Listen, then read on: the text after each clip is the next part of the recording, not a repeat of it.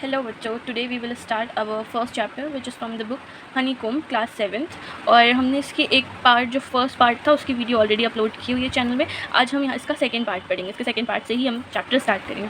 Okay, चलें start करते हैं। The king turn around and saw a beard man. जो किंग है उसने क्या मुड़ा, वो वहाँ पे अपन यहाँ पे सारी स्टोरी पढ़ चुके हैं उसकी कि क्या क्या हुआ था। उसने 3 क्वेश्चन पूछे, फिर वो हरमिट के पास गया और हरमिट के पास अपना आंसर ढूंढने गया। ठीक है, तो अब वो हरमिट उसको आंसर नहीं दे रहा था। अब अपन उसके आगे की स्टोरी पढ़ेंगे। तो यहाँ पे क्या हो रहा है, क्या बोल रहा है, जो किंग है वो कैसा हुआ, मुड़ा। उसने हरमिट ने उसको क्या बोला था कि कोई वहाँ से दौड़ता हुआ आ रहा है।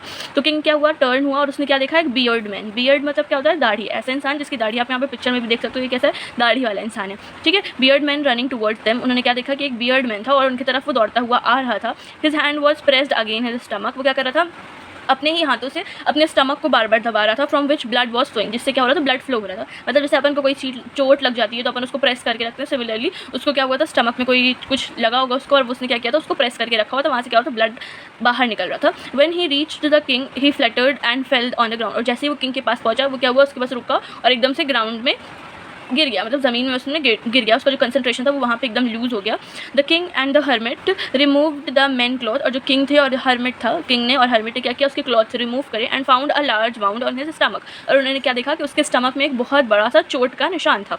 The king washed and covered it with his handkerchief. जो किंग है उसने क्या किया, उसको वॉश किया और उसको अपनी हैंकरचीफ से उसका जो वाउंड था, जो जख्म था, उसको कवर किया। But the blood would not stop flowing. लेकिन वहाँ से क्या हो रहा था, लगातार जो खून है वो गिरता जा रहा था। The king redress the wound until at last the bleeding stop. और जो किंग है वो क्या कर रहा था, ड्रेसिंग करता जा रहा था, बार बार रीड्रेस कर रहा था उसको बार बार। कब तक, जब तक जो वाउंड था, है ना, जो उसकी चोट थी वो वहाँ से खून निकलना बंद नहीं हुआ, तब तक क्या कर रहा था, किंग जो है उसको बार बार साफ कर रहा था, क्लीन कर रहा था।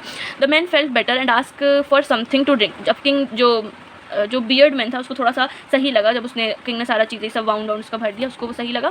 फिर उसके बाद क्या हुआ, उसने कुछ पीने के लिए मांगा। The king bought fresh water and gave it to him. King ने क्या किया, फ्रेश वाटर लेकर के आया और उसको दिया।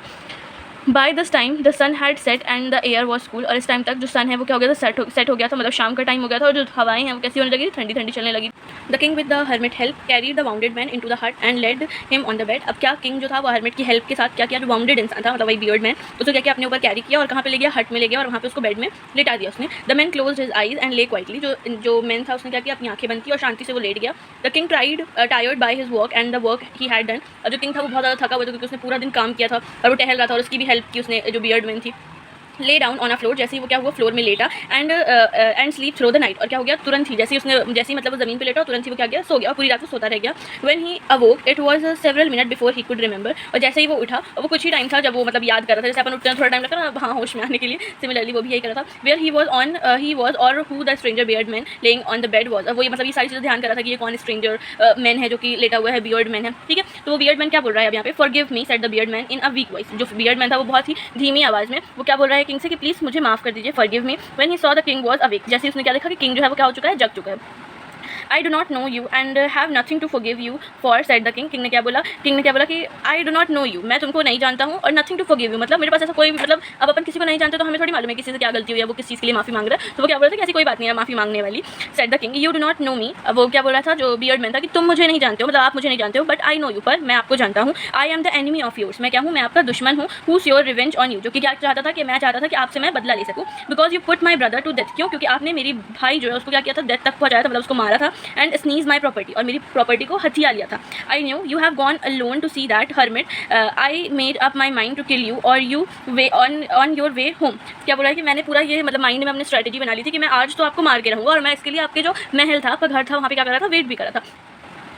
But the day past and you do not return, लेकिन एक दिन बीत गया, पूरा एक दिन बीत गया, पर आप वापस नहीं आए। So I left my hidden place, और मैंने जो अपनी मतलब जहाँ पे मैं छुपा हुआ था वो प्लेस को मैंने छोड़ा। And I came up on your body guard who recognise me and wounded me. और मैं जैसे ही वहाँ से निकला तो आपका जो एक बॉडी गार्ड था उसने मुझे पहचान लिया और मुझे वाउंड मतलब मुझे ज़ख्मी कर दिया।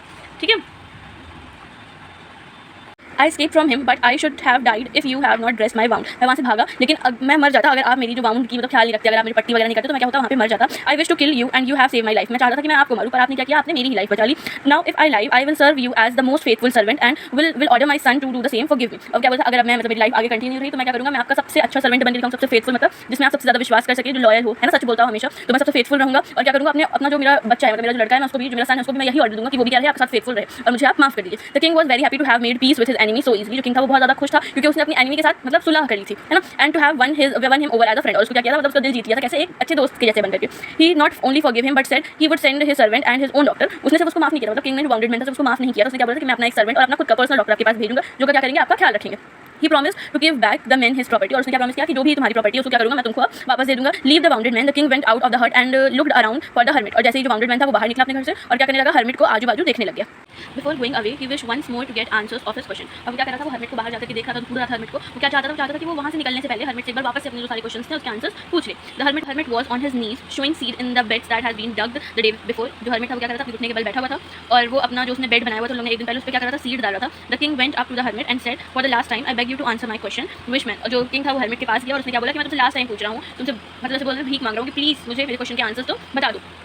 You have already been answered said the hermit। hermit ने क्या बोला कि तुमको जो तुम्हारे सवाल हैं उसके आंसर्स जो हैं वो ऑलरेडी मिल चुके हैं। Still bending down to the ground and look up at the king। और वो वैसे ही बैठा हुआ था और ऊपर मतलब जैसे मुड़ करके वो किंग के साइड पे देख रहा था। As he stood up और एकदम से वो क्या हुआ, सडनली वो खड़ा हुआ। How have I been answered? What do you mean? जो किंग था वो क्या पूछ रहा है कि मैं मुझे कैसे आंसर मिला, तुम कहना क्या चाहते हो। Do you not see replied the hermit। और hermit ने बोला तुमको दिख नहीं रहा है क्या। If you had not pited my weakness yesterday। अगर तुम मेरी वीकनेस पे ध्यान नहीं देते कल, and had not dug these bed for me। और मेरे लिए जो बेड्स है तुम अगर नहीं खोदते, you should have gone away। तुम क्या होते, वापस चले जाते, वापस अपने घर के साइड पे चले जाते। Then the man would have attacked you and you would have wished you had stay with me। और जो इंसान था, जो बियर्ड मैन था, वो क्या करता तुम्हारे ऊपर अटैक कर देता और तुम इस चीज़ की विश मांगते रहते, मतलब इस चीज़ के बारे में सोचते रहते कि काश मैं वहाँ पे रुक गया होता। तो the most important time was when you were digging the bed. तो इसलिए जो सबसे इंपॉर्टेंट टाइम है, मतलब उसका फर्स्ट क्वेश्चन था कि सबसे राइट टाइम क्या होता है किसी चीज़ को करने के लिए, तो ये उसका आंसर है। वो क्या बोला था hermit कि जो सबसे इंपॉर्टेंट टाइम था वो कौन सा था, कि जब तुम डिग कर रहे थे, क्या डिग कर रहे थे, बेड्स को डिग कर रहे थे। And I was the most important man. और मैं जो हूँ यहाँ पे क्या हूँ, सबसे ज़्यादा इंपॉर्टेंट आदमी हूँ, क्योंकि वो सेकंड क्वेश्चन क्या पूछा था कि हमें किन लोगों के साथ रहना चाहिए, कौन से लोग हमारे लिए इंपॉर्टेंट है। तो hermit क्या बता रहा है कि मैं यहाँ पे सबसे इंपॉर्टेंट हूँ। And to do me good was your most important business. और मेरे साथ भलाई करना, मेरे साथ अच्छाई करना, ये सबसे इंपॉर्टेंट बिजनेस था तुम्हारे लिए, ठीक है। Afterward when the man run to us the most important time was when you were caring for him. अब क्या उसके बाद क्या बता रहे हैं, उसके बाद hermit बोला कि उसके बाद मतलब इस तीनों जब सिचुएशंस हो गई उसके बाद तुम्हारे लिए बेस्ट टाइम कब था, कि जब तुमने वो दौड़ते हुए इंसान को देखा और उसके लिए केयरिंग शो की, मतलब उसके लिए।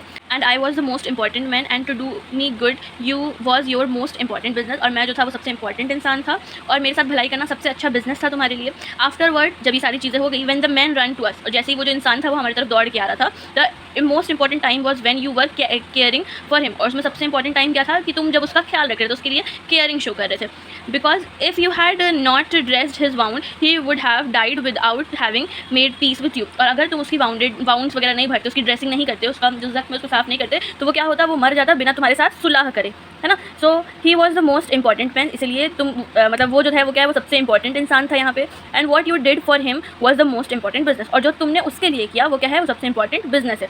Remember then there is only one time that is important and that is now. हमेशा ये चीज़ याद रखना कि जो सबसे इंपॉर्टेंट टाइम होता है वो क्या होता है, जो टाइम अभी है, मतलब जो टाइम अभी चल रहा है, ये क्या है, ये सबसे ज़्यादा इंपॉर्टेंट टाइम है। It is the most important time because it is the only time we have any power to act. ये क्या है, ये सबसे इंपॉर्टेंट टाइम है। क्यों, क्योंकि यही जो टाइम है, इसी पे हमारे पास क्या है, हमारे पास पावर है कुछ चीज़ें करने के लिए। फॉर एग्जाम्पल अगर हम अभी से पढ़ाई करें, ये क्या है, ये हमारे पास टाइम, अगर हमने अच्छे से पढ़ाई कर ली तो हम क्या कर सकते हैं, बहुत अच्छा स्कोर कर सकते हैं अपने एग्जाम में। और हमारे लिए बहुत ईजी होगा कि ईजिली हम अच्छा स्कोर कर सकें, क्योंकि हमने पहले से पढ़ा हुआ है। और सिमिलरली अगर अपन थोड़े टाइम पहले पढ़ रहे हैं तो फिर वो अपन को थोड़ा डिफिकल्टी होगी स्कोर करने में, ठीक है। The most necessary person is the person you are with at a particular movement. और जो सबसे इंपॉर्टेंट पर्सन है वो कौन होगा, जिस पर्सन के साथ हम उस पर्टिकुलर मूवमेंट में हैं। जैसे कि आप अभी मेरे साथ हैं, ठीक है, तो यहाँ पे मैं जो हुई वो क्या हो गया, सबसे इंपॉर्टेंट पर्सन हो गई आपके लिए। For no one knows what will happen in the future. अपन को मालूम है कि कोई भी नहीं जानता कि फ्यूचर में क्या होने वाला। आज हम यहाँ हैं, कल मालूम नहीं रहे ना रहे, अपन को नहीं मालूम है फ्यूचर, है ना। And whatever we will meet anyone else. और अपन को ये भी नहीं मालूम कि हम आगे किससे मिलेंगे, किससे नहीं मिलेंगे, हमें कोई आगे अच्छा इंसान मिलेगा या फिर नहीं मिलेगा।